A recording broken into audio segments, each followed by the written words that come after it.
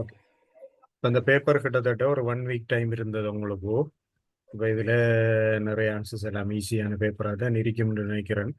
நாங்கள் அப்டேட்டில் இருக்கிறவங்களுக்கு இதெல்லாம் ஓரளவுக்கு கஷ்டமானதாக இருக்க வாய்ப்பு இல்லை.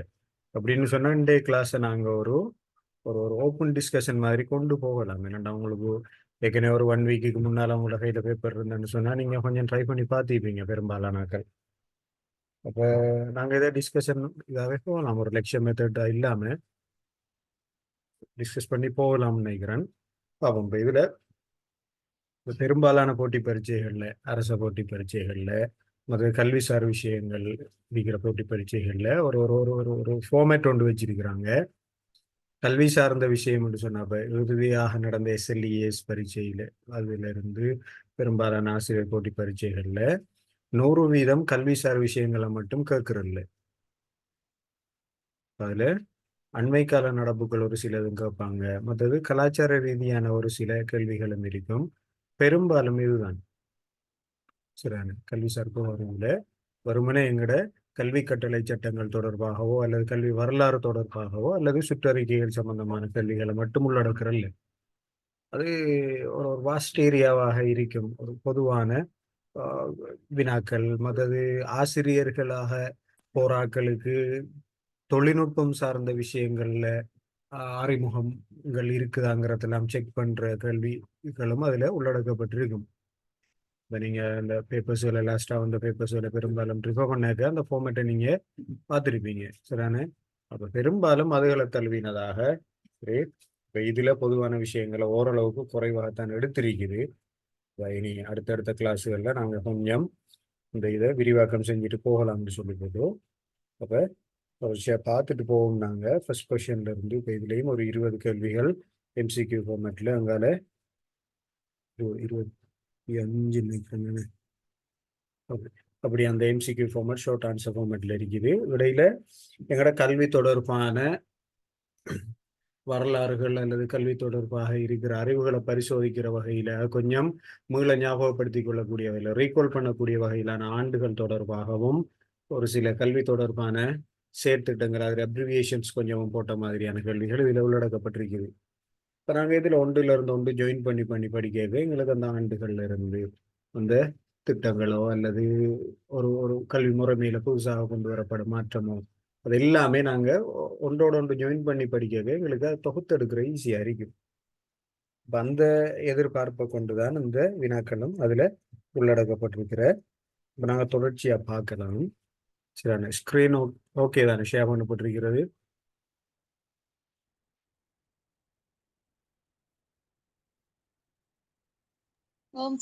Okay, thank you. அப்போ நாங்கள் கேள்விகளை பார்க்கலாம். உலகில் முதன்முறையாக செயற்கை நுண்ணறிவு ஆர்டிபிஷியல் இன்டெலிஜென்ஸ் தொழில்நுட்பத்துடனான வகுப்பறை கற்பித்தலுக்காக ரோபோ ஆசிரியரை உருவாக்கிய நாடும் அவ்வாசிரியருடைய பெயரும். இப்போ இது கடந்த வருடங்கள்ல பெரும்பாலும் சர்வதேச ரீதியில பேசப்பட்ட ஒரு விஷயம். அப்ப இது நாங்க பெரும்பாலும் கேள்விப்பட்டிருப்போம். சரிதானே? ஐடியாக்கள் இருக்குதா? டிஸ்கஸ் பண்ணலாம், பல இருந்தாலும் பரவாயில்லை. வகுப்பறை கற்பித்தலுக்கு ஆர்டிபிஷியல் இன்டெலிஜென்ஸை இன்சர்ட் பண்ணி அது தொடர்பான ரோபோ உருவாக்கின நாடு இந்தியா. சரியானே? இந்தியாவில் கேரளா மாநிலத்தில் உள்ள ஒரு பாடசாலையில சரி ஐரிஸ்ன்னு சொல்லி போட்டு ஒரு ஆசிரியை சரியானே ரோபோ ஆசிரியை அறிமுகப்படுத்தினாங்க. இப்போ ஏனைய இதுகளை பொறுத்த வரைக்கும் அந்தந்த நாடுகளில் முதன்மையான ரோபோக்கள் தான் இதில் தரப்பட்டிருக்கிறது. சவுதி அரேபியாவை பொறுத்த வரைக்கும் சவுதி அரேபியாவில் முதலாக இந்த பிரஜா உரிமை வழங்கப்பட்ட ரோபோ தான் சோஃபியான்னு சொல்லி போதும். சரிதானே?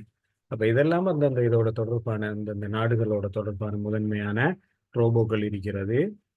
கல்வித்துறையை பொறுத்த வரைக்கும் வகுப்பறை கற்பித்தலுக்குள்ள ஆர்டிபிஷியல் இன்டெலிஜென்ஸ் டீச்சரை அறிமுகப்படுத்தின. சொல்லுங்க சார். இந்தியால எங்க சொன்னீங்க சார்? கேரளாவில்.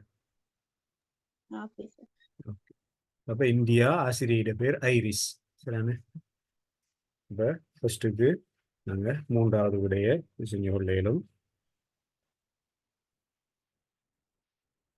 ஓகே, 2வது பார்த்தோம்னு சொன்னா எழுத்தாளர்களுக்கு வழங்கப்படும் சர்வதேச உயர் விருதான புக்கர் விருதினை வென்ற இலங்கையர்.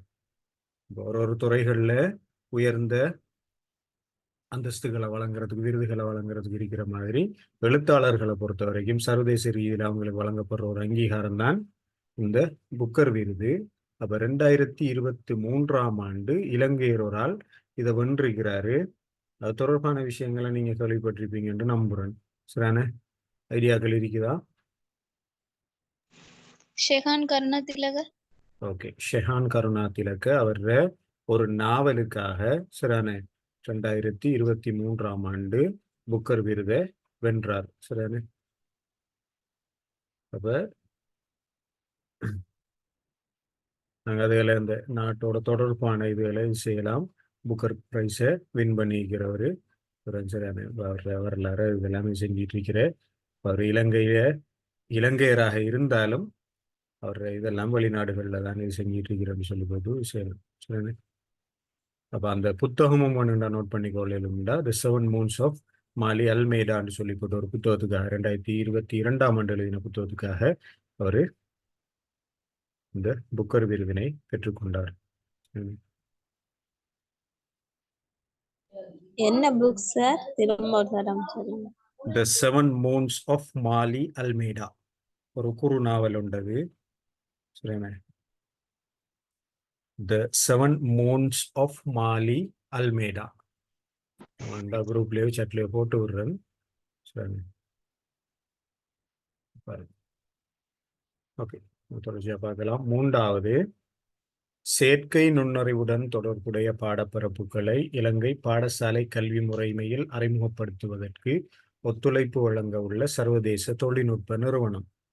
அண்மையில் இந்த வருட ஆரம்பத்தில் ஒரு கல்வி அமைச்சருக்கும் சர்வதேச தொழில்நுட்பம் சார்ந்த ஒரு நிறுவனத்திற பிரதிநிதிகளுக்கும் இடையிலான ஒரு ஒப்பந்தம் ஒன்று கைச்சாதிடப்பட்டு இதற்காக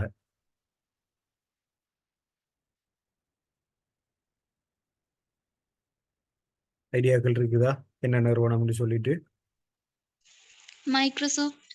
ஓகே, மைக்ரோசாஃப்ட் நிறுவனத்தில் ஆசிய பிராந்தியத்துக்குரிய பிரதிநிதிகள் வந்து கல்வி அமைச்சரோட ஆர்டிஃபிஷியல் இன்டெலிஜென்ஸை ஒரு பாடமாக 8ஆம் ஆண்டில் முதற்கட்டமாக அறிமுகப்படுத்துறதுக்கான ஒரு ஒரு ஒரு உதவியையும் ஒத்துழைப்பையும் வழங்குறதுக்கான ஒப்பந்தம் ஒன்று கைச்சாத்திடப்பட்டது. இப்போ இலங்கையில் அண்மை காலமாக பார்த்தீங்கன்னு சொன்னால் கல்வித்துறை மட்டுமல்ல, பெரும்பாலான விஷயங்கள்ல இந்த ஆர்டிஃபிஷியல் இன்டெலிஜென்ஸ் பயன்படுத்தப்படுது. இறுதியாக நேற்று ஒரு ஆர்டிஃபிஷியல் இன்டெலிஜென்ஸோட தொடர்பான ஒரு விஷயம் நடந்தது.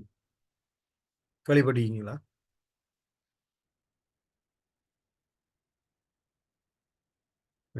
செயற்கை நுண்ணறிவு தொழில்நுட்பத்துடன் கூடிய பசுமை இல்லம் என்று சொல்லி ஓகே ஜனாதிபதி போய் திறந்து வச்சார். சரியான கேகாலையில. சரி, அப்ப இது தொடர்பான விஷயங்கள் எல்லாம் ஆர்டிஃபிஷியல் இன்டெலிஜென்ஸ் பெரும்பாலும் இப்போதைக்கு ஒரு பேசு பொருள் இருக்கிறதால கல்வித்துறையில் அதில் பங்களிப்புகள் அதில் பாதிப்புகள் அல்லது அதில் பேசு பொருளாக கூடுதலாக இருக்குது. சரி, ஓகே. அப்ப மூன்றாவதுக்கு மைக்ரோசாஃப்ட். நாலாவது பார்த்தோம்னு சொன்னா இலங்கையில் காலநிலை மாற்றம் தொடர்பான சர்வதேச பல்கலைக்கழகம் அமையப்பெறும் இடம். கொத்மலை. சரியான ஒரு 4-5 சர்வதேச நாடுகள் உதவியோட கொத்மலையில காலநிலை மாற்றம் தொடர்பான சர்வதேச பல்கலைக்கழகம் அமைக்கப்படுறதுக்காக அரசாங்கம் 600 ஏக்கர் நிலப்பரப்பை ஒதுக்கி இருக்குது. அதுக்குரிய வேலை திட்டங்கள் இந்த வருட ஆரம்பத்தில் ஏற்படுத்தப்பட்டு நடைபெற்று கொண்டிருக்கின்றனங்கிறத நாங்கள் அறிஞ்சு கொள்ளக்கூடியதாக இருக்கு. அதுக்கு கொத்மலை. ரைட். 5வது பார்த்தோம்னு சொன்னா இது ஒரு தகவல் தொடர்பாடல் தொழில்நுட்பம் தொடர்பான ஒரு வினா. கையடக்க சாதனங்களில் மொபைல் டிவைசஸில் பயன்படுத்தப்படாத பணிச்செயல் முறைமை ஆப்பரேட்டிங் சிஸ்டம். Okay, Linux. சரியான மொபைல் டிவைசஸ்ல மொபைல் போன் இருக்கலாம் அல்லது டேப்லெட்ஸாக இருக்கலாம். சரியான அதுகள் எல்லாமே இந்த ஐஓஎஸ் ஆப்பிள் கம்பெனி தயாரிக்கிற ஐஓஎஸ் ஆப்ரேட்டிங் சிஸ்டம். ஆண்ட்ராய்டு இப்போ நார்மலாக ஃபோனில் டேப்லெட்டில் யூஸ் பண்ணுறது. விண்டோஸ் மொபைல் ஆப்ரேட்டிங் சிஸ்டமும் மொபைல் டிவைசஸுக்கு வந்துட்டு. இப்போ லினக்ஸுங்கிறது அது கணினிகளில் மட்டும் பயன்படுத்தப்படுறது. Server Linux server operating system அப்படி இப்படி எல்லாம் இருக்கிற. அப்போ லினக்ஸ் மொபைல் டிவைசஸில் பயன்படுத்தப்படாத ஒரு பணிச்செயல் முறைமையாக காணப்படுகிறது. சரிங்க, அப்போ 5வது 4வது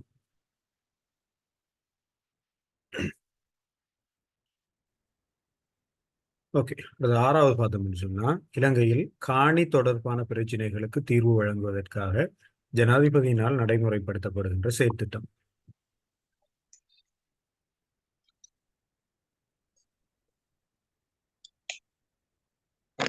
என்ன செயற்திட்டம்? 6வது பார்த்தோம்னு சொன்னா உரிமைய, சரிதானே? உரிமையங்கிற ஒரு செயற்திட்டம் காணி இல்லாத மக்களுக்கு அல்லது காணி உரித்துரிமைகளை புதுப்பிக்கிறதுக்கு இப்படியான நிறைய விஷயங்களை செய்யறதுக்காக ஜனாதிபதி செயலகத்தால நடைமுறைப்படுத்தப்பட்ட ஒரு செயற்திட்டமாக இந்த உரிமைய செயற்திட்டம் 2024 அறிமுகப்படுத்தப்பட்டு நடைபெற்று கொண்டிருக்கிறது. ஓகே, 7வது நாங்கள் தொடர்ந்து பார்த்தோம்னு சொன்னா கல்வி அமைச்சின் ஆண்டு அறிக்கையின் அடிப்படையில் கிழக்கு மாகாணத்தில் காணப்படும் தேசிய பாடசாலைகளின் எண்ணிக்கை 42. சாரி, இதுக்கு முன்னால பேசினாக்கள் இங்க கிளாஸ் சம்பந்தமா பேசுறாங்களா இல்ல என்ன கேட்டு விளங்கல எனக்கு.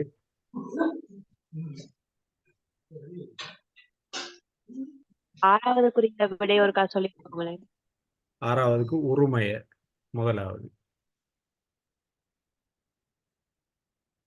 மத்ததெல்லாம் என்னென்ன விஷயங்கள் கொஞ்சம் சொல்ல இயலுமா?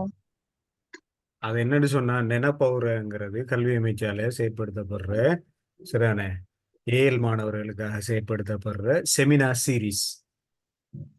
சரி, அடுத்து மித்ரயாங்கிறது சும்மா போட்டது.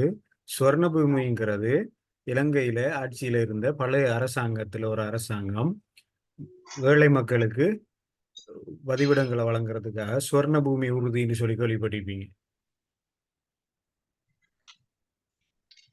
வதிவிடங்களற்ற இவர்களுக்காக அறிமுகப்படுத்தப்பட்டது. நான் இன்னொரு 80-85 அந்த காலப்பகுதிகளில் அறிமுகப்படுத்தப்பட்ட திட்டம் அது. அடுத்த 7வது பார்த்தோம்னு சொன்னா கல்வி அமைச்சின் ஆண்டறிக்கையின் அடிப்படையில் கிழக்கு மாநிலத்தில் காணப்படுகின்ற தேசிய பாடசாலைகள் எண்ணிக்கை.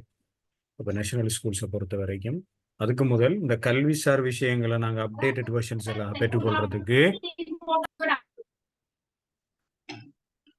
மத்திய கல்வி அமைச்சு சரியான வருடாந்தம் பாடசாலைகள் தொடர்பான ஒரு சென்சஸ் ரிப்போர்ட்டை வெளியிடும். இப்போது வரைக்கும் 2022ஆம் ஆண்டு தரவுகளை மையப்படுத்திய சென்சஸ் ரிப்போர்ட் 2023ஆம் ஆண்டு வெளியிடப்பட்டிருக்குது. சரியான அதில் நாங்கள் அப்டேட்டட் வெர்ஷன்ஸ் உடைய தகவல்களை நாங்கள் பெற்றுக்கொள்ள இயலும். அது மாதிரி தேசிய பரீட்சைகள் தொடர்பான விஷயங்களை பெற்றுக்கொள்றதுக்கு இலங்கை பரீட்சை திணைக்களத்தால் வெளியிடப்படுற சரியான பெர்ஃபார்மன்ஸ் ரிப்போர்ட்டுகள் இருக்குது. அதுகள் எடுத்தோம்னு சொன்னா நாங்கள் அண்மை காலத்தில் இருக்கிற தேசிய பரீட்சைகள் தொடர்பான அடைவுகள் வீதங்கள் எல்லாத்தையுமே நாங்கள் பார்த்துக்கொள்ளலாம். அப்போ இது 2022ஆம் ஆண்டு அறிக்கையின் அடிப்படையில் தான் இப்போதைக்கு கல்விசார் தகவல்கள் அப்டேட் பண்ணப்பட்டிருக்கிறேன். சரிண்ணே. அப்போ கிழக்கு மாகாணத்தில் 42 தேசிய பாடசாலைகள் இருக்குது. சரிண்ணே. இப்போ ஒட்டுமொத்தமாக நாடு பூராக பார்த்தோம்னு சொன்னால் 396 தேசிய பாடசாலைகள் இப்போ இறுதியாக உருவாக்கப்பட்டு செய்யப்பட்டிருக்குது. தேசிய பாடசாலைகளோட தொடர்பான இன்னொரு விஷயம் சரியான கல்வி அமைச்சு 2023ஆம் ஆண்டு 1000 தேசிய பாடசாலைகளை உருவாக்குற ஒரு செயற்திட்டத்தை கொண்டு வந்து நிதி ஒதுக்கீடு செய்து வேலைகள் எல்லாம் ஆரம்பிச்சு இப்போ அந்த ப்ரொஜெக்ட் என்ன செஞ்சிருக்கிறாங்க, கைவிட்டிருக்கிறாங்க. அப்போ 396 தேசிய பாடசாலைகளோட தேசிய பாடசாலைகள் மட்டுப்படுத்தப்படுகிறது. சரிதானே? அப்போ இதுக்கு ஆன்சர் வந்து கிழக்கு மாகாணத்தில் 42 தேசிய பாடசாலைகள் காணப்படுகின்றன.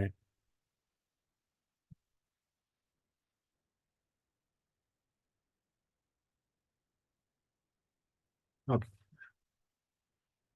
தொடர்ந்து பார்க்கலாம். 8வது விசேட தேவையுடைய பிள்ளைகளை சாதாரண வகுப்பறையின் கற்றல் கற்பித்தல் செயற்பாடுகளில் ஈடுபடுத்தல் எவ்வாறு அழைக்கப்படுகின்றது? உட்படுத்தல் கல்வி. ஓகே, உட்படுத்தல் கல்வி அல்லது இதை உள்ளடங்கல் கல்வி என்றும் சொல்லுவாங்க. சரியான இன்க்ளூசிவ் எஜுகேஷன்.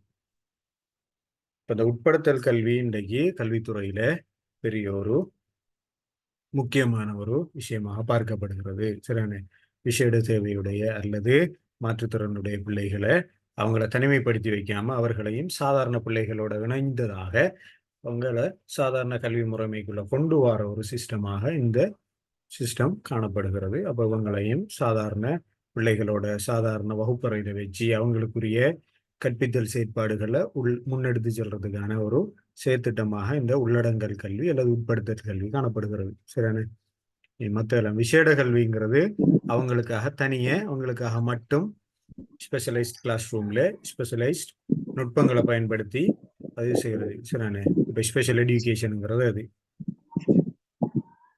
அந்த மைக் கொண்டு மியூட் பண்ணினா கொஞ்சம் சப்போர்ட் அரிக்கும், கொஞ்சம் இறைச்சல் அரிக்கிறதால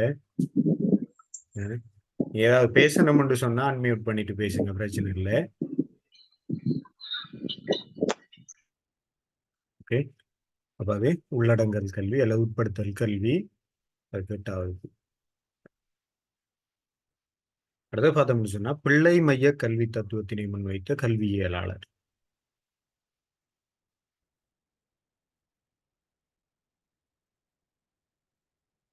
ஐடியாக்கள் இருக்குதா? பிள்ளை மைய கல்வி தத்துவம்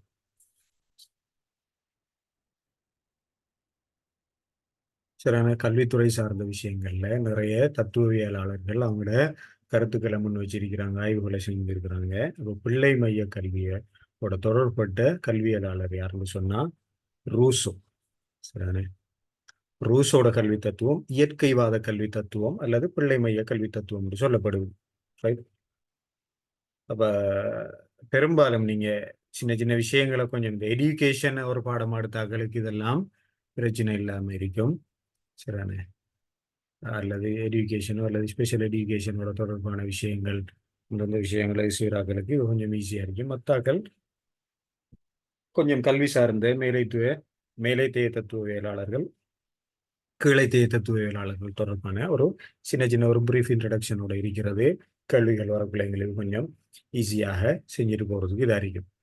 அப்ப சிறுவர்கள் தொடர்பாகவும் சிறுவர் கல்வி முறைமை தொடர்பாகவும் மரியா மொண்டிசோரி நிறைய விஷயங்களை ஹேண்டில் பண்ண ஒரு கல்வியலாளராக இருக்கா.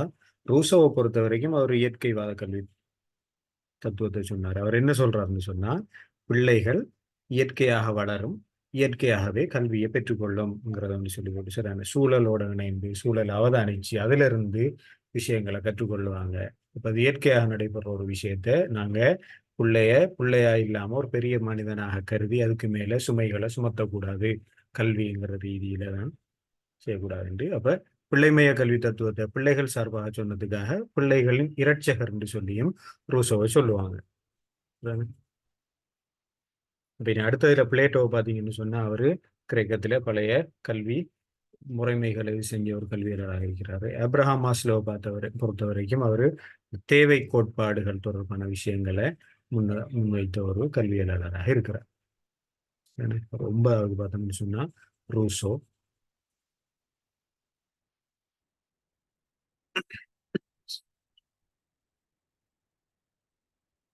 தொடர்ந்து பார்க்கலாம். நாங்கள் 10வது கல்வி இடையறாது வாழ்நாள் கல்வியாக வழங்கப்படல் வேண்டும் என்பதை வலியுறுத்தும் மகாத்மா காந்தியின் கல்வியியல் தொடர்பான அணுகுமுறை.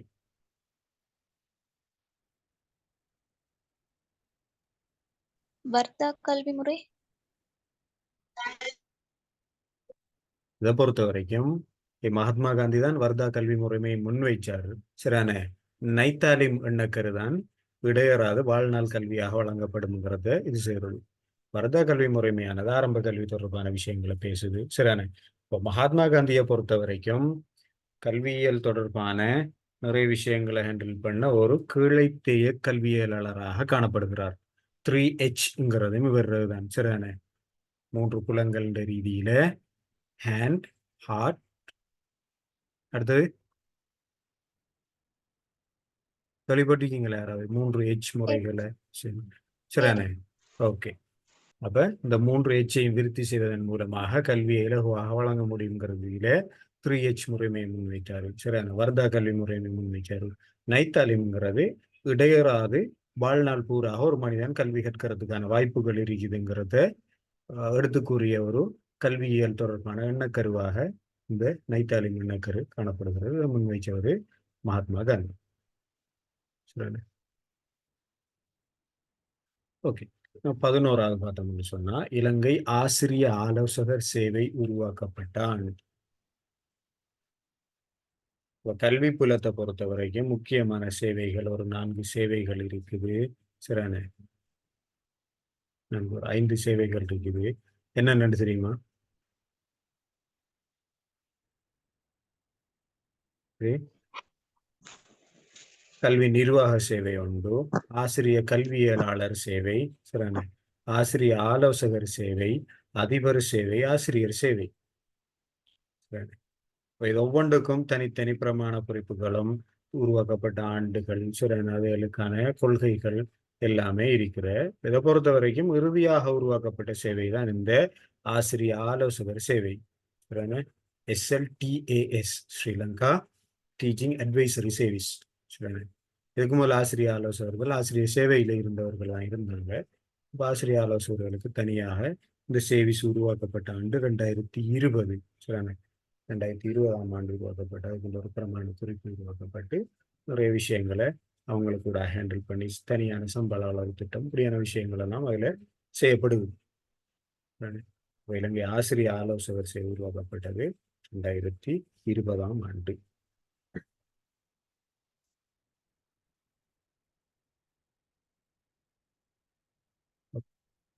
அடுத்தது பார்த்தோம் 12வது பார்த்தோம்னு சொன்னா தற்போது அதிக கல்வி வலயங்களை கொண்டுள்ள மாவட்டமாக அமைவு.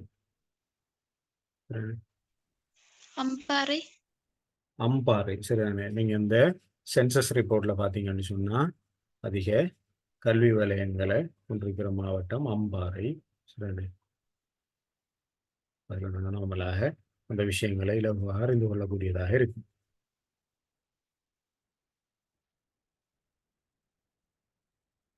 இது 13வது பார்த்தோம்னு சொன்னா கிழக்கு மாகாணத்தில் உள்ள கல்வி வலயங்களுள் தேசிய பாடசாலைகளை கொண்டிராத கல்வி வலயம். எந்த விதமான நேஷனல் ஸ்கூலும் இல்லாத ஒரு ஜோன் ஈஸ்டர்ன் ப்ரொவின்ஸ்ல.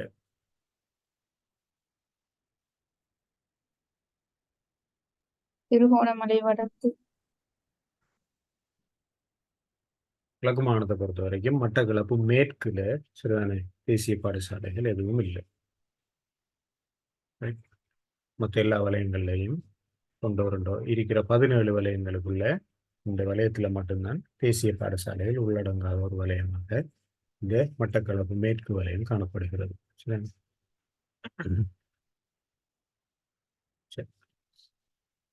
ஓகே, நாங்கள் 14வது பார்த்தோம்னு சொன்னா உயர்தர வகுப்புகளில் தொழில்நுட்ப பாடத்துறை அறிமுகப்படுத்தப்பட்ட ஆண்டு. இப்போ ஸ்ட்ரீம் வைஸா நாங்க பார்த்தோம் புலங்கள்ல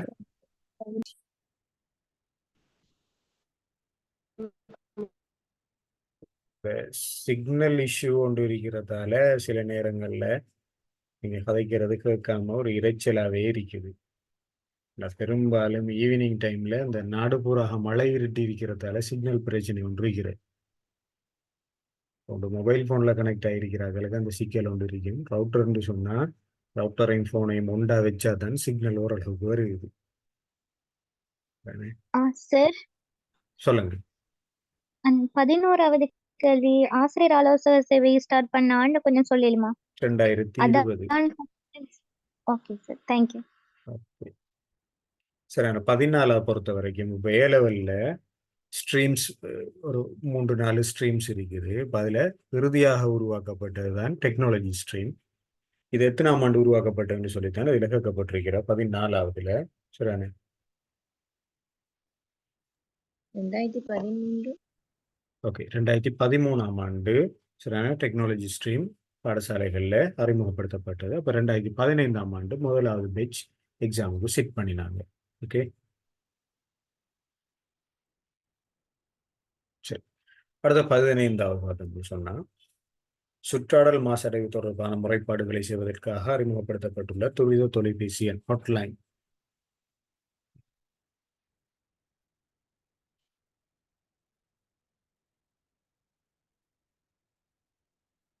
ஐடியாக்கள் இருக்குதா?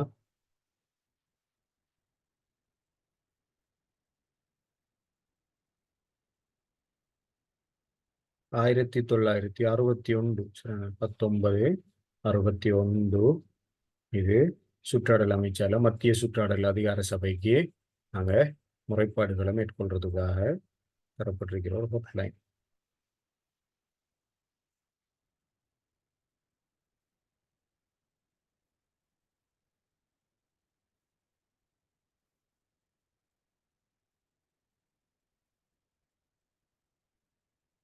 சரிதானே?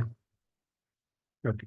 16 பார்த்தோம்னு சொன்னா சர்வதேச எழுத்தறிவு தினம் அனுஷ்டிக்கப்படுவது.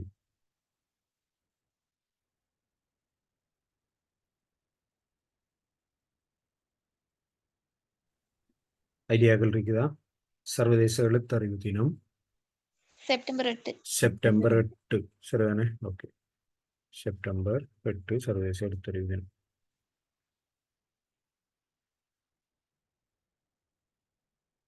சரி.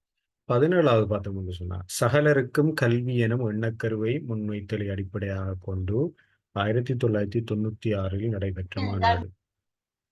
இப்ப சர்வதேச ஜோ- ரீதியில சகலருக்கும் கல்விங்கிறத வலியுறுத்தி ஒரு சில மாநாடுகளும் சரியான பிரகடனங்களும் முன்வைக்கப்பட்டிருக்குது.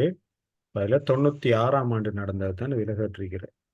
ஜோம்டியன் மாநாடு. ஓகே. ஜோம்ட்ரியன் சரியான தாய்லாந்துல நடந்தது.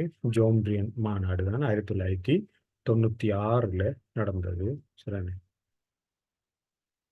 96 நடந்த மாநாடு தொடர்பான விஷயங்களை கொஞ்சம் ரிவைஸ் பண்றதுக்காக ஜோர்தான்ல ஒரு மாநாடு ஒன்று நடந்தது.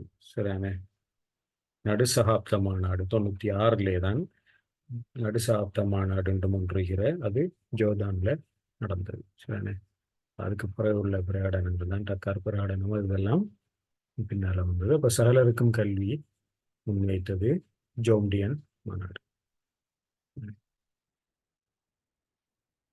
18வது பார்த்தோம்னு சொன்னா பார்வைத்திறன் கேளுத்திறன் என்பன சவாலாக உள்ள மாணவர்களுக்காக இலங்கையில் தோற்றுவிக்கப்பட்ட முதலாவது பாடசாலை.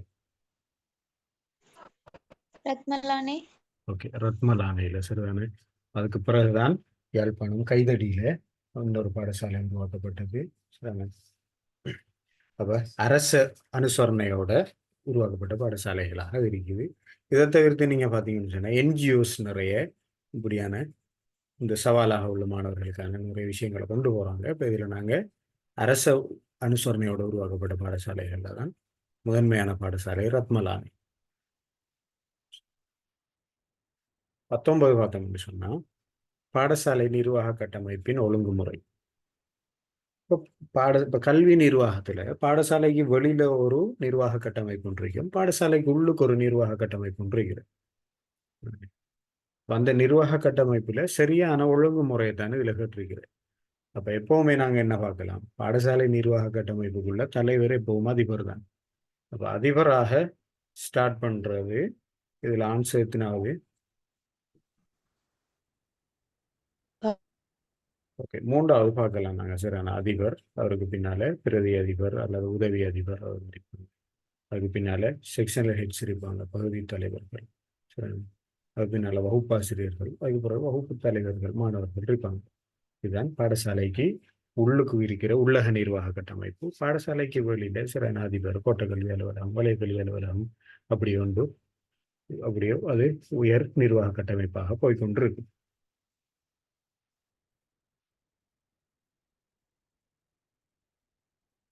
சரி. அடுத்து நாங்கள் 20வது பார்க்கலாம். கிழக்கு மாகாண கல்வி அமைச்சின் தற்போதைய செயலாளர். இந்த நாங்கள் இப்போ ஈஸ்டர்ன் ப்ரோவின்ஸ் எக்ஸாமுக்கு ரெடி ஆகிறதால சில வேலைகளில் கேட்கக்கூடிய வாய்ப்புகள் எல்லாம் இருக்குது. கிழக்கு மாகாண கல்வி அமைச்சர் தற்போதைய செயலாளர் யார்?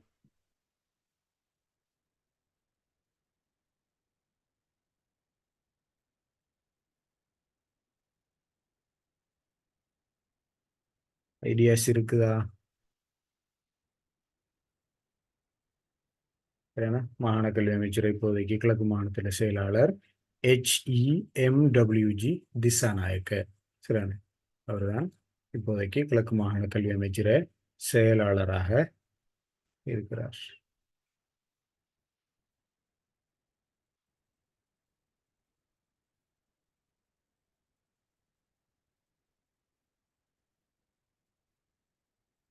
சரி.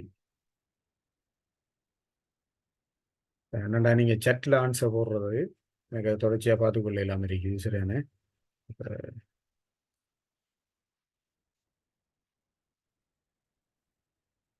அதை நாங்கள் 21 பார்த்தோம்னு சொன்னா மாணவர்களிடம் விழுமியங்கள் தனியார் தொடர்பு என்பவற்றை விருத்தி செய்யும் வகையில் நடத்தை பண்புகளை உள்ளடக்கிய கலைத்திட்டம் யாது?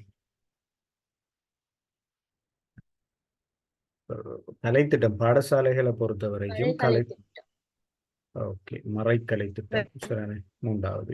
இப்ப கலைத்திட்டத்தை பொறுத்த வரைக்கும் பல்வேறு பகுதிகளாக பிரிக்கப்பட்டிருக்கிற சரியான மைய கலைத்திட்டத்தில இருந்து வினை கலைத்திட்டம், பிரதான கலைத்திட்டம், மறைக்கலை திட்டம், அதோட சேர்த்து கலைத்திட்ட வகைகளுக்குள்ள நிறைய ஒன்றிணைந்த கலைத்திட்டம் இப்படி எல்லாம் வர சரிதானே. அப்ப இதுல மறைக்கலை திட்டம்ங்கிறது அது ஒரு வகுப்பறையில நடைமுறைப்படுத்தப்படுற ஒரு கலைத்திட்டம் அல்ல. ஆனாலும் அது ஒழுக்க விழுமியங்கள் சார்ந்த விஷயங்களோட தொடர்பான ஒரு கலைத்திட்டம் அது. அப்ப மறைக்கலை திட்டம் அவங்களோட விழுமிய செயற்பாடுகள் தனியார்களோட தொடர்பு படுறது ஏனையாக்களோட தொடர்புபட்ட ஒரு விஷயமாக இந்த மறைக்கலை திட்டம் காணப்படும். 22வது சொன்னா கல்வி நிர்வாக கட்டமைப்பினை ஒழுங்கமைப்பதற்காக ஸ்கோலக்கல் கமிஷனை உருவாக்கியோர் யார்? ஒல்லாந்தர். என்ன அப்ப ஆரம்ப காலத்துல கல்வி நிர்வாகத்தை ஒழுங்கமைக்கிறதுல ஒல்லாந்தர்கள் கொஞ்சம் கவனம் செலுத்தினாங்க சரிதானே. அப்ப அதுல அவங்க கல்வி முறைமை உருவாக்குறதாக இருக்கலாம், நாட்டுல சரிதானே சட்டங்களை கொண்டு வரதாக இருக்கலாம். அவங்க கொஞ்சம் கரிசனை எடுத்து செயற்பட்ட வகையில ஒல்லாந்தர்கள் இந்த பாடசாலை நிர்வாக கட்டமைப்பு கல்வி நிர்வாகத்தை பாடசாலைகள் தொடர்பான விஷயங்களை செய்யறதுக்காக இந்த ஸ்கோலக்கல் கமிஷனை உருவாக்கினாங்க. இப்போ நாங்கள் காலனித்துவ ஆட்சியில கல்வி விருத்தி தொடர்பான விஷயங்களை பார்த்தோம்னு சொன்னா அவங்க மிகப்பெரிய பங்களிப்பு செஞ்சிருக்கிறாங்க ஆங்கிலேயருக்கு முன்பாக.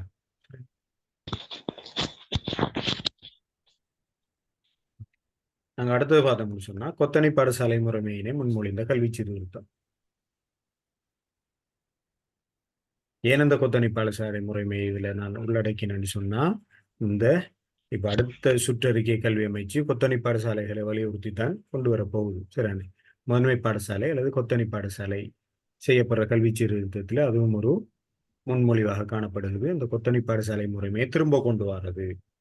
அப்ப இந்த கொத்தனை பாடசாலை முறைமையை முதலாக கொண்டு வந்த கல்வி சீர்திருத்தம் என்னங்கிறத ரீகால் பண்றதுக்கு தான் இதை பார்த்தது சரிதானே. ஐடியாக்கள் இருக்குதா?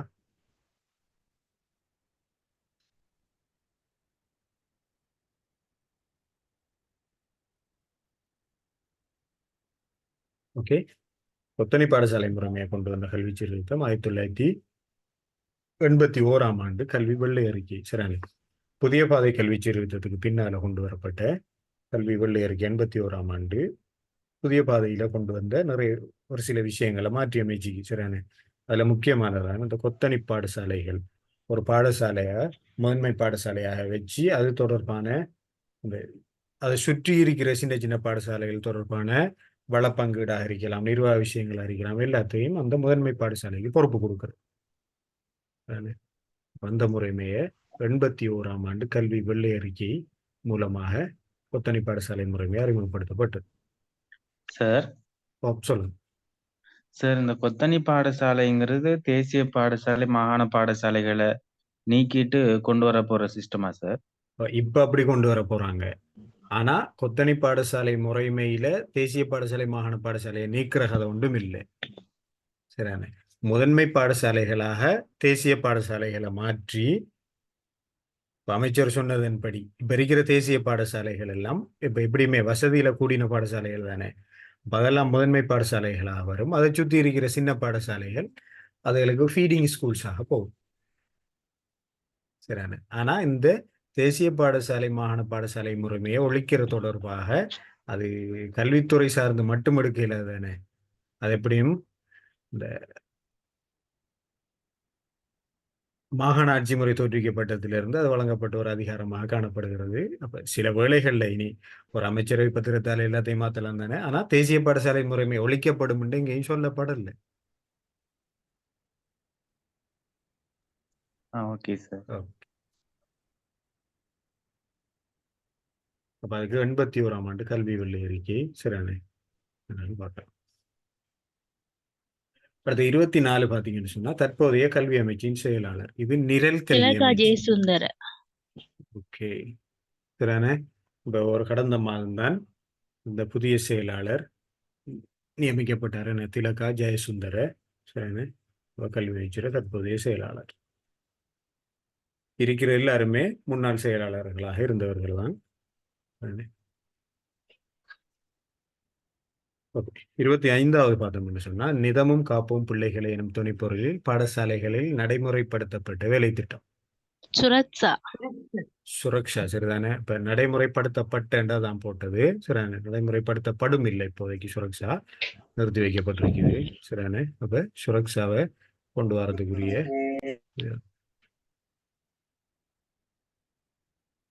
சரி. அப்ப நாங்க 25 இந்த வினாக்களுக்குள்ள பெரும்பாலும் எல்லாம் கிளியர் பண்ணியிருக்கிறோம் சரிதானே. நாங்க தொடர்ந்து பார்க்கலாம். அல்லது இந்த இதுல ஏதாவது திரும்ப பார்க்க வேண்டிய வினாக்கள் ஏதாவது இருந்தா சொல்லலாம். அப்படி இல்லாட்டி நாங்க கண்டினியூ பண்ணி போயிடும்.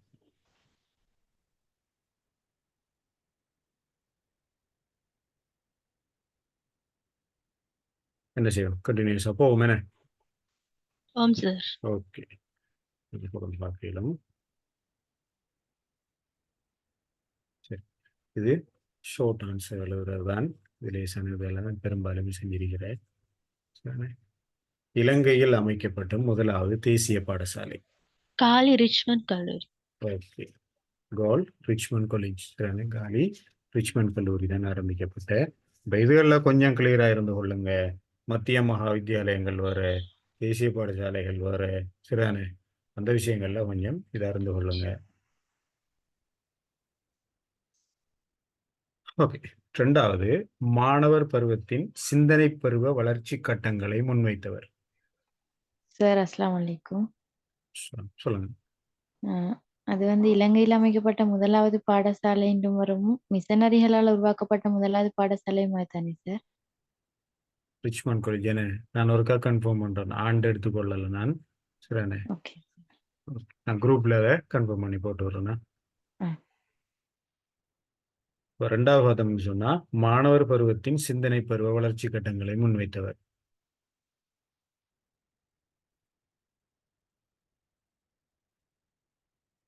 ஐடியா இருக்குதா? மாணவர் பருவத்துல இப்போ பிள்ளை பருவம் தொடர்பான ஒரு சில வளர்ச்சி கட்டங்களை உள்ளடக்கின நிறைய ஆய்வுகள் எல்லாம் முன்வச்சு ஒரு கல்வியலாளர் ஒரு ஆள் சொல்லியிருக்கிறார் சரிதானே. Sigmund Freud.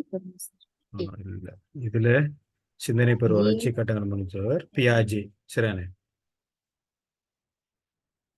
பியாஜே தான் இந்த ஸ்தூல சிந்தனை பருவம், அதுக்கு முற்பட்ட பருவம், அப்படி நிறைய பருவங்களை மாணவர்கள் இந்த இதுகளில் வளர்ச்சி கட்டங்களாக முன்வைக்கிறார் சரிதானே. நாங்க இனி அவங்களோட அந்த கோட்பாடுகளை மட்டும் இப்போதைக்கு பார்த்தா சரி. இனி அவங்களோட இதெல்லாம் கொஞ்சம் ஆழமாக நாங்க பார்க்க வேண்டிய தேவை இருக்காது. சார் 2வதுக்கு என்ன sir? பியாஜே.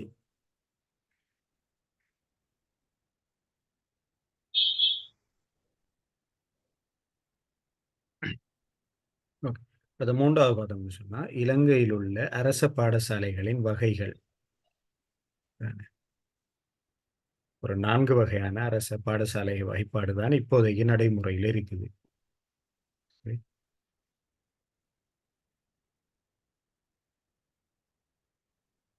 1AB 1C type 2 type 3 சரிதானே. இது 4ம் தான் இப்போதைக்கு என்ன இந்த இதாக இது செய்யறது சரி. சரி அடுத்தது பார்த்தோம்னு சொன்னா 4வது பொதுக்கல்வியை நவீனமயப்படுத்தும் திட்டம் ஜெம் சரிதானே. பாடசாலைகள்ல நடைமுறைப்படுத்தப்படுற செயற்திட்டங்களுக்குள்ள அதுவும் வரும் ஜெம். இதுல பாடசாலையில் தோற்றுவிக்கப்பட வேண்டிய இரு குழுக்களை சொல்லுது ஜெம் ப்ரொஜெக்ட்ல. பிரதானமாக இந்த 2 குழுக்களும் வலுப்படுத்தப்படணும் சொல்லிட்டு அந்த 2 குழுவும் என்னன்னு சொல்லித்தான் இதுல கேட்கப்பட்டிருக்கிற. பொதுக்கல்வியை நவீனமயப்படுத்தும் திட்டத்திற்கு அமைவாக ஐடியாக்கள் இருக்குதா? சரி இதுல 2 குழுவை சொல்றாங்க. என்னன்னு சொன்னா SD இல்ல ஒரு 3 பேர் சவுண்டா வந்தது எனக்கு கேட்கல சரியா.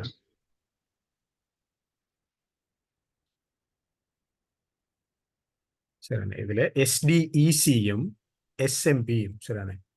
இந்த SMCயும் ஸ்கூல் மேனேஜ்மெண்ட் கமிட்டியை வலுப்படுத்தி செய்யறதுக்கும் SDEC அப்படின்னா பாடசாலை அபிவிருத்தி நிறைவேற்று குழு சரிண்ணே. இந்த 2 குழுக்களையும் கொஞ்சம் என்ன செய்ய சொல்றாங்கன்னு சொன்னா வலுப்படுத்த சொல்லி இது செஞ்சு தோற்றுவிக்க சொல்றாங்க. பாடசாலை அபிவிருத்தி குழுவில இருந்து பாடசாலை அபிவிருத்தி நிறைவேற்று குழு கொண்ட நாங்க இது செய்யணும், வலுப்படுத்தி உருவாக்கணும்னு சொல்லி அதில் சொல்லப்படுது. அடுத்தது முகாமைத்துவ குழுவும் அதில் வலுப்படுத்தப்படணும்னு சொல்லி சொல்லப்படுது. பொதுக்கல்வியை நவீனமயப்படுத்தும் திட்டத்திற்கு அமைய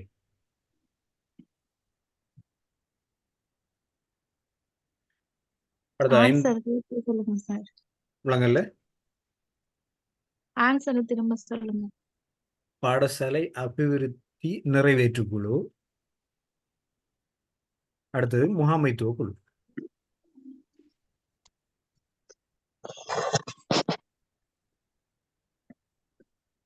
அரச பாடசாலைகளில் நடைமுறைப்படுத்தப்படும் உள விழிப்புணர்வு பாடசாலை செயற்திட்டம் எவ்வாறு அழைக்கப்படுகிறது? உள விழிப்புணர்வு பாடசாலை இது அண்மை காலத்துல நடைமுறைப்படுத்தப்படுற ஒரு செயற்திட்டம் தான்.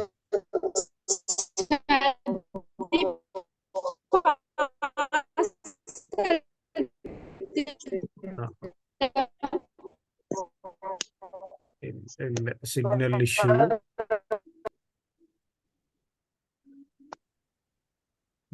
நீங்க பேசின எதுவுமே கேட்காத அளவுக்கு நெட்வொர்க் பிரச்சனையாக இருந்தது.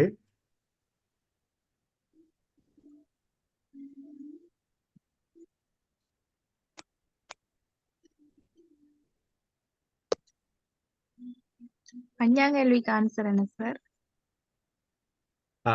அந்த ஆன்சரை தான் நான் கேட்டேன், நான் சொல்லல. அஞ்சாவதுக்கு தெரிஞ்சார்கள் சொல்லுங்க, டிஸ்கஸ் பண்ணுவோம்னு சொல்லி தான் பார்த்தேன். சரிதானே? அஞ்சாவது கேள்விக்கு என்னன்னு சொன்னா சத்தி பாசல வேலை திட்டம், உள விழிப்புணர்வு பாடசாலை. சரிதானே? சதி பாசல, அந்த சட்ல யாரோ சக்தி பாசலன்னு போட்டிருக்கீங்க, சக்தி அல்ல, சதி பாசல. சரிதானே?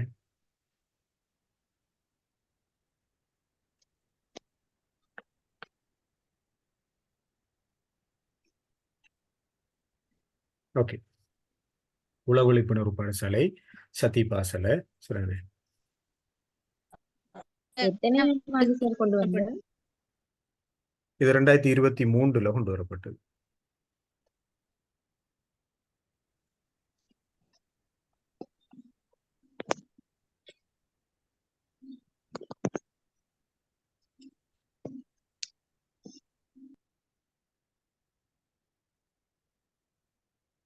சரியான. ஆறாவது பார்த்தோம்னு சொன்னா வகுப்பறையில் மாணவர்களிடையே விருத்தி செய்யப்பட வேண்டிய காஸ்ட் என குறிப்பிடப்படும் தேர்ச்சிகள் 4ஐயும் குறிப்பிடுக. சரியான. knowledge, attitude, skill, practice. Okay, அறிவு, சரியான, திறன், மனப்பாங்கு, பயிற்சி. Knowledge, attitude, skill, practice. சரியான. கேக்கு அறிவு, attitude சொன்னா மனப்பாங்கு, சரியான, ஸ்கில் திறன், பிராக்டிஸ் பயிற்சி. இது 4மே சரியான வகுப்பறையில மாணவர்களிடையே விருத்தி செய்யப்பட வேண்டிய தேர்ச்சிகள்.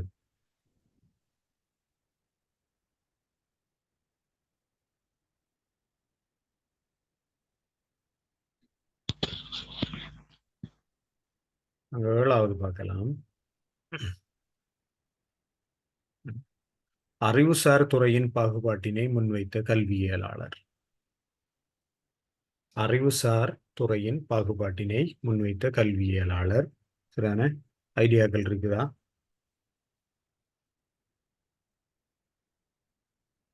Benjamin blooming. Okay, Benjamin Bloom. சரியான, அவர்தான் அறிவுசார் துறையில பாகுபாட்டை முன்வைத்த கல்வியலாளராக கருதப்படுகிறார். நான் கல்வித்துறையை பொறுத்த வரைக்கும் அடிக்கடி இந்த விஷயங்கள்ல வர ஒரு சில அறிஞர்கள் இருப்பாங்க, ஒரு 4-5 பேர் இருப்பாங்க. சரியானே? இப்போ நாங்கள் ஏற்கனவே பார்த்த மாதிரி ரூசோ இருப்பார், சரியானே, பியாஜே இருப்பார், சரி, ப்ளூம் இருப்பார், சரியானே, இன்னொரு ஆள் இப்போ கீழே தேயத்தை பார்க்க போனோம்னு சொன்னா மகாத்மா காந்தி இருப்பார். சரியானே? இப்படியானாக்கள் கல்வியில பரந்துபட்ட விஷயங்களுக்குள்ள கவனம் செலுத்தினவர்களாக இருப்பாங்க. அவங்க அடிக்கடி இந்த கல்வித்துறையோட தொடர்பட்ட வரலாறுகளோட கோட்பாடுகளோட தொடர்பட்ட அறிஞர்களாக இருப்பாங்க. ஓகே, அப்போ அதுக்கு 7வதுக்கு பெஞ்சமின் ப்ளூம். சரிதானே? 8வது பார்த்தோம்னு சொன்னால் கண்ணங்கர சீர்திருத்தத்தின் அடிப்படையில் 54ஆம் ஆண்டு மத்திய கல்லூரி அமைக்கப்பட்ட இடம். மத்துகம மத்திய கல்லூரி. சரிதானே? 54ல்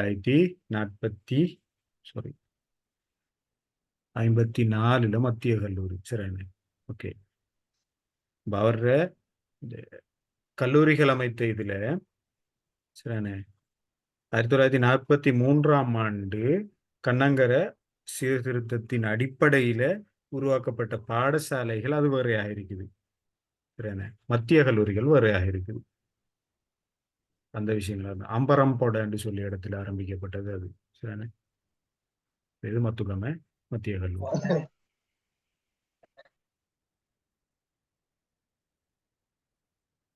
இது 9 பார்த்தோம்னு சொன்னா எரிக் சொயில் என்பவரால் குறிப்பிடப்படும் ஆசிரியர்களின் இருவகையான வகைபாகங்கள். இப்ப எரிக் சொயில் குறிப்பிடலாட்டியும் ஆசிரியர்கள் இருவகையான வகைபாகங்களை கொண்டிருக்கணும். அது 2 மேதுங்கிறது தான் இதுல கேட்கப்பட்டிருக்கிற இந்த விஷயத்தை முதலாக முன்வைத்தவர் எரிக் சொயில்ங்கிறதால அவருடைய பேர் இதுல வந்திருக்குது. சரிதானே? ஆசிரியர்களை பொறுத்த வரைக்கும் அவங்க 2 வகையான வகைபாகங்கள்ல அவதானமாக செலுத்த வேண்டியதாக இருக்குது அவங்களோட அவதானத்தை.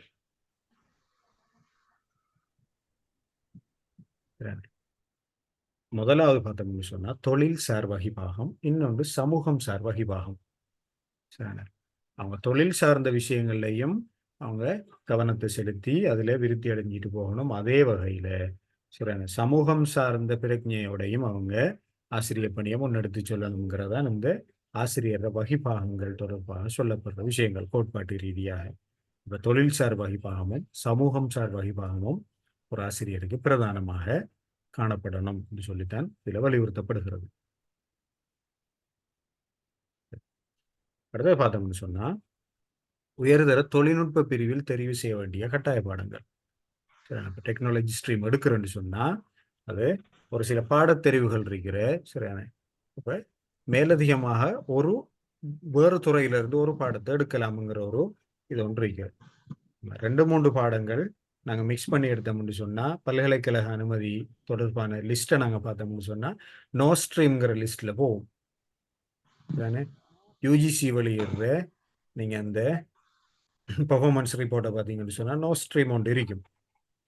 இப்படி ஒரு ஸ்ட்ரீம்ல எடுக்க வேண்டிய கட்டாய பாடங்களை எடுக்காம மிக்ஸ் பண்ணி எடுக்கிறதால இந்த சிக்கல் ஒன்று வரும். சரிதானே? அப்போ தொழில்நுட்ப பிரிவுல காணப்படுற கட்டாய பாடங்கள் என்னென்ன? Science or technology. ஒரு இன்ஜினியரிங். ஓகே. சரிதானே? டெக்னாலஜிக்குள்ள இடி வரும், என்ஜினியரிங் டெக்னாலஜி அல்லது அதோட தொடர்பான சரிதானே தொழில்நுட்பம் உயிரியல் சார்ந்த அந்த முறைமை தொழில். பாடங்கள். ஓகே. சரிதானே? பிஎஸ்டி வரும். சரியான பயோசிஸ்டம்ஸ் டெக்னாலஜி, என்ஜினியரிங் டெக்னாலஜி வரும். அதோட சேர்த்து எஸ்எஃப்டியும் நாங்கள் கட்டாயமாக எடுக்க வேண்டிய ஒரு சயின்ஸ் ஆர் பாடம். டெக்னாலஜி. சரியான சயின்ஸ் ஃபார் டெக்னாலஜி. இந்த 2 பாடங்களும் கட்டாயமாக எடுக்க வேண்டி வரும். 3வது நாங்கள் ஐசிடி எடுக்கலாம் அல்லது அதோட தொடர்போட்ட வேறு எக்கனாமிக்ஸோ அல்லது ஜியோகிராஃபியோ அப்படியான பாடங்கள் எடுக்கலாம். சரிதானே? ஆனால் கட்டாயமாக எந்த ஸ்ட்ரீம்லையும் 2 பாடங்கள் கட்டாயமாக எடுக்க வேண்டுங்கிற ஒரு முறைமை ஒன்று இருக்கிற பல்கலைக்கழக அனுமதிக்காக.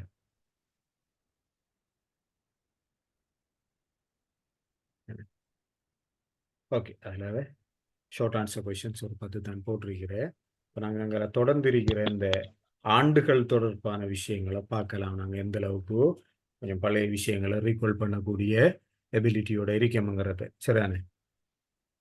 ஏதோ ஒவ்வொன்றுக்கும் ஒவ்வொரு ஆண்டுகளை செஞ்சிட்டு இருக்கிறேன். நீங்கள் பார்த்தீங்கன்னு சொன்னால் முதலாவது பார்த்தீங்கன்னா இலங்கையின் முதலாவது கல்வி சட்டம் 1920 முதலாம் கல்வி சட்டம். 20ஆ 39ஆ?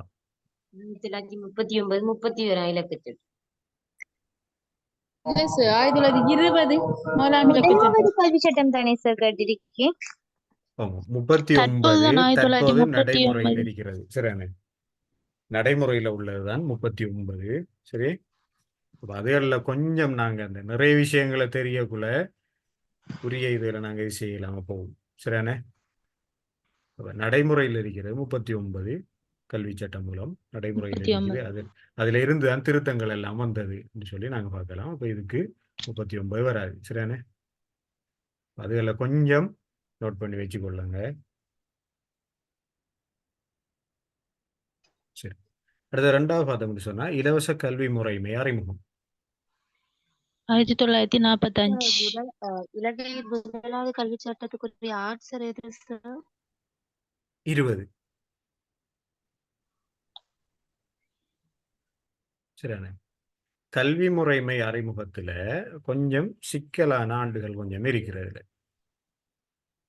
சரி, 1943ஆம் ஆண்டு கண்ணங்கர ஆணைக்குழுவோட சரியான ஆலோசனைகள் முன்வைக்கப்பட்டது. அது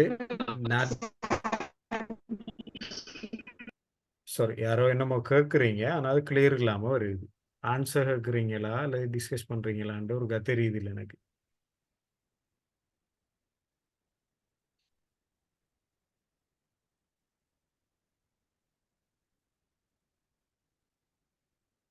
சரி, நீங்கள் என்ன கேட்டுன்னு தெரியாததால நாங்கள் தொடர்ந்து போகலாம். தானே. 43ஆம் ஆண்டு அவங்க முன்வைத்தது, 45 அமுலுக்கு வந்தது. ஆனால் இலவச கல்வி பூரணமாக 48ல் தான் நடைமுறைக்கு வந்தது. சரி, நாங்கள் நார்மலாக இந்த கல்வித்துறையோட தொடர்பு இல்லாமல் சும்மா பார்க்கக்குள்ள என்ன பார்ப்போம், 48ஆம் ஆண்டு இலங்கையில் இலவச கல்வி முறைமை கொண்டு வரப்பட்டது என்று. சரியான அமுல்படுத்தப்பட்டு 1945 சரியான அறிமுகப்படுத்தப்பட்டு 45 நடைமுறைக்கு வந்து 48.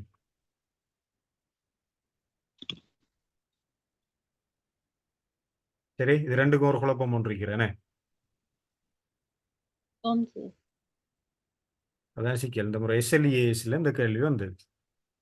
SLEAS ஓப்பன்ல இலவச கல்வி முறைமை அறிமுகப்படுத்தப்பட்ட ஆண்டு.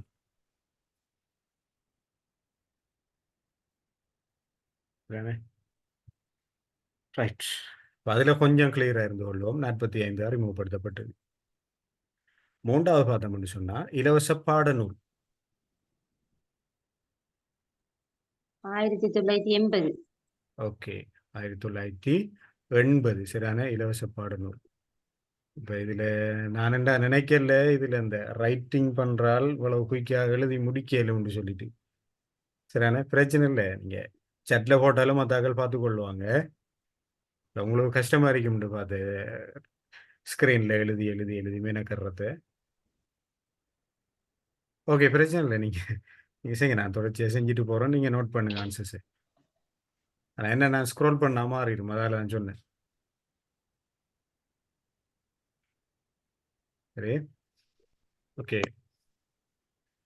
4வது பார்த்தோம்னு சொன்னால் இலவச மதிய உணவு திட்டம் 1989. சரி, இதில் 2 விஷயங்கள் இருக்கிற. சரியான இலவச மதிய உணவு திட்டம் ஒன்று இருக்கிற. மாணவர்களுக்கு இப்போதைக்கு நடைமுறைப்படுத்தப்படுற போஷணை வேலை திட்டம் ஒன்று இருக்கிற, சத்துணவு வேலை திட்டம் ஒன்று.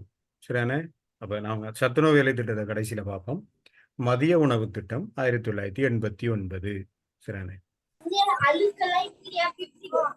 அடுத்தது இலவச சீருடை வழங்கல் 1993. ஓகே, 93ஆம் ஆண்டு. சரியான சரி. அடுத்த 6வது பார்த்தோம்னு சொன்னா கல்வி சேவை ஆணைக்குழு உருவாக்கம் 1991. ஓகே, 1991ஆம் ஆண்டு 19ஆம் இலக்க சட்டத்தின் அடிப்படையில சரியான 91ஆம் ஆண்டு ஆரம்பிக்கப்பட்டது. அதில் அறிக்கைகள் தொடர்பான விஷயங்கள்லாம் கலங்களை தொடர்ச்சியாக வரும். 96ஆம் ஆண்டு வெளியிடப்பட்ட அறிக்கையில் என்ன இருக்குது, அதுக்கு பின்னால் வெளியிடப்பட்டதில் என்ன இருக்குது, சரியான எல்லாமே இருக்கிறேன். அதோட தொடர்பட்ட ஒரு சில விஷயங்களை ஞாபகப்படுத்தி வச்சுக்கொள்ளணும். 7வது பார்த்தோம்னு சொன்னா பாடசாலை மட்ட கணிப்பீடு அறிமுகம் 1998 சரியான SBA பாடசாலைகள் அறிமுகப்படுத்தப்பட்டது. அடுத்த 5வது கேள்வி மிஸ் ஆயின சார். இலவச சீருடை வழங்கல் தானே 93. 1993. 8வது பார்த்தோம்னு சொன்னா தேர்ச்சி மைய கலை திட்டம்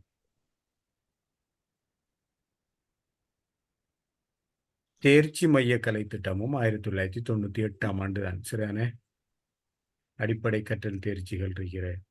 சரி, எத்தனை தேர்ச்சிகள் தெரியுமா? 7 சார். ஓகே, தேசிய கல்வி குறிக்கோள்கள் இருக்கிற.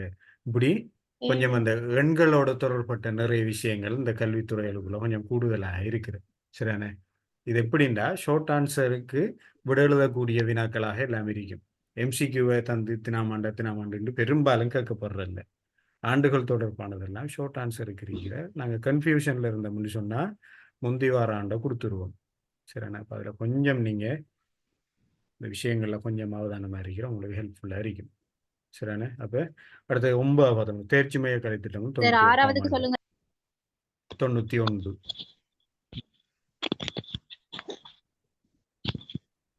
சரிண்ணா? அப்போ 7வதுக்கும் 8வதுக்கும் 1998 தான்.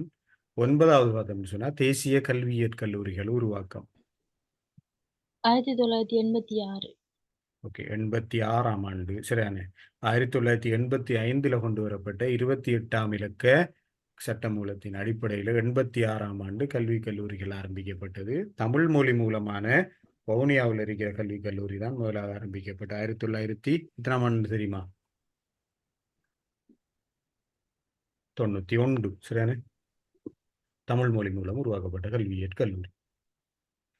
ஓகே, அடுத்து 10வது பார்த்தோம்னு சொன்னால் தர உள்ளீடுக்கான நிதி ஒதுக்கீடு குவாலிட்டி இன்புட்டுங்கிற ரீதியில் பாடசாலைகள மாணவர் எண்ணிக்கைக்கும் பாடசாலையில தரத்திற்கும் ஏற்ப ஒதுக்கப்படுற நிதி ஒதுக்கீடு நடைமுறைப்படுத்தப்பட்டு வருது. அது எத்தனாம் ஆண்டு?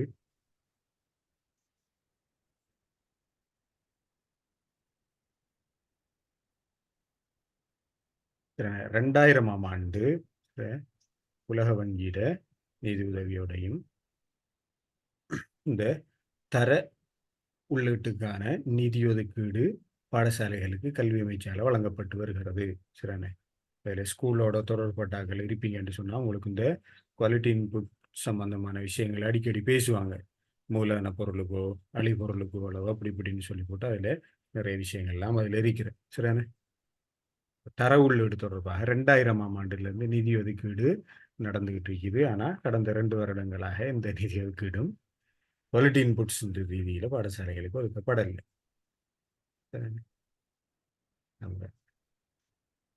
அந்த இது இல்லாட்டியும் 9வதுக்கா 1986ஆம் ஆண்டு கல்வியியற் கல்லூரிகள் உருவாக்கம். 85ஆம் ஆண்டு கொண்டு வரப்பட்ட 85ஆம் ஆண்டு 28ஆம் இலக்க கல்வி சட்டமூலத்தின் அடிப்படையில் 86ஆம் ஆண்டு கல்வியியற் கல்லூரிகள் உருவாக்கப்பட்டது. சரியான? அப்போதைக்கு கல்வி அமைச்சராக இருந்தவர் இப்போதைக்கு ஜனாதிபதியாக இருக்கிறார் ரணில் விக்ரமசிங்க. சார் அந்த டெக்னாலஜி சப்ஜெக்ட் அந்த கொஞ்சம் சொல்லுங்க சார். இடி என்ஜினியரிங் டெக்னாலஜி.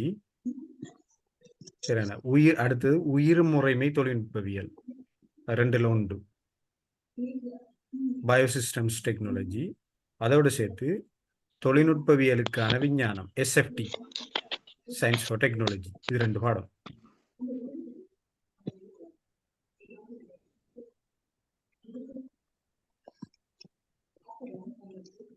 ஓகே, கடைசியில் ஒரு 5 அப்ரிவியேஷன்ஸ் தரப்பட்டிருக்குது. சரியான? சுருக்கம்.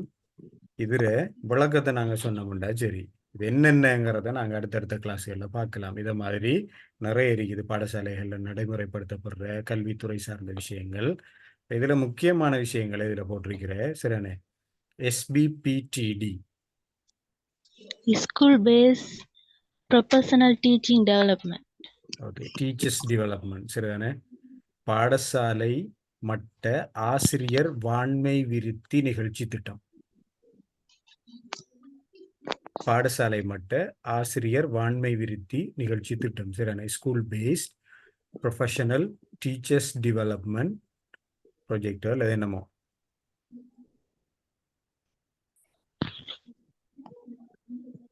சரிதானே? அப்போ SBPTD. அது அடுத்தது நெமிஸ்.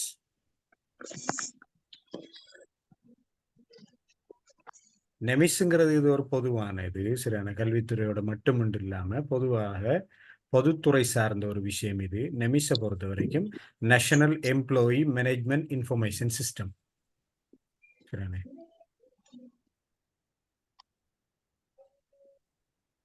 தேசிய ஊழியர் தகவல் முறைமை. சரியானே? National employee management information system. அடுத்து STEM Science, technology, engineering, maths. Okay. இது என்னன்னு சொன்னா ஸ்டெம் முறைமை. ஸ்டெம்மோட சேர்த்து இன்னொன்று இருக்கிற ஸ்டீம்னு சொல்லி உண்டு. சரியான ஸ்டெம்ங்கிறது விஞ்ஞானத்துறையோட விஞ்ஞானம் தொடர்பான கல்வியோட தொடர்பான ஒரு விஷயம்தான் ஸ்டெம். சரியான சயின்ஸ், டெக்னாலஜி, என்ஜினியரிங், அடுத்தது மேத்தமெட்டிக்ஸ். சரியான இது நாளையும் சேர்த்த வகையில விஞ்ஞானத்தை அணுகுதல் அல்லது விஞ்ஞான கற்பித்தல் முறைமைக்கு இந்த ஸ்டெம்மை பயன்படுத்துறதுங்கிறது தொடர்பானது ஸ்டெம். இன்னொன்று அண்மை காலங்களில் வலுப்பெற்றிருக்கிற ஒரு எண்ணக்கரு தான் ஸ்டீம். இந்த ஈக்கு பின்னால் ஒரு ஏ ஒன்று வரும். சரியான ஆர்ட்டோட சேர்ந்து கலையோட சேர்ந்து இது உண்டு ஸ்டீம். நாங்கள் அடுத்த பேப்பரில் நாங்கள் ஸ்டீம் தொடர்பான விஷயங்களை உள்ளடக்கி பார்க்கலாம். சரி, இதில் பார்ப்போம். இந்த ஸ்டெம்முக்கும் சயின்ஸ், டெக்னாலஜி, என்ஜினியரிங், மேத்தமெட்டிக்ஸ். சரியான அடுத்த 4வது பார்த்தோம்னு சொன்னால் இபிஎஸ்ஐ. இபிஎஸ்ஐ என்னன்னு சொன்னா தமிழ்ல வலுவூட்டப்பட்ட பாடசாலை மேம்பாட்டு வேலை திட்டம். சரியான வலுவூட்டப்பட்ட பாடசாலை மேம்பாட்டு வேலை திட்டம். Enhance project for school improvement. வலுவூட்டப்பட்ட பாடசாலை மேம்பாட்டு வேலை திட்டம் இபிஎஸ்ஐ. ஓகே, லாஸ்ட் ஒன் பார்த்தோம்னு சொன்னா ஜெம். ஏற்கனவே ஒரு கேள்வியில வந்தது அதுக்குரிய விட. சரியான ஜெனரல் எஜுகேஷன் மாடர்னைசேஷன் ப்ராஜெக்ட். சரியான ஜெம் பொதுக்கல்வியை நவீனமயப்படுத்தல் செயற்திட்டம். சரியான இப்போ இதில் பாடசாலையை பொறுத்த வரைக்கும் இந்த எஸ்பிபிடிடியும் இபிஎஸ்ஐயும் ஜெம்மும் பிரதானமாக இப்போதைக்கு நடைமுறையில் இருக்கிறது. சரியான எஸ்பிபிடிடி இந்த ஜெம் ப்ராஜெக்டுக்கு கீழே தான் அது நடைமுறைப்படுத்தப்படுற ஒரு திட்டமாக காணப்படுகிறது. இந்த ஜெம்புங்கிறது சரியான 2019ஆம் ஆண்டு உலக வங்கியின நிதியுதவியோட சரியான பாடசாலைகளுக்கு வழங்கப்படுற நிதிகளை கொண்டு ஒரு விஷயங்களாக நிறைய தலைப்புகளுக்கு நிதி ஒதுக்கீடு, நிறைய மதிப்பீடுகள் அப்படி இப்படியெல்லாம் செய்வாங்க. அப்போ ஜெம்ங்கிறது பிரதானமான ப்ராஜெக்ட். ஜெம்ப்ல ஒரு பார்ட் இபிஎஸ்ஐயும் எஸ்பிபிடிடியும். சரியான சொல்லுங்க சார். ஜெம்புக்கும் general education modernisation general education modernisation project. பொதுக்கல்வியை நவீனமயப்படுத்தல் திட்டம். ஓகே, அதோட எங்கட இந்த மாடல் பேப்பர் முடியுது. இப்போதைக்கு இந்த பேப்பர் சம்பந்தமாக மேலதிக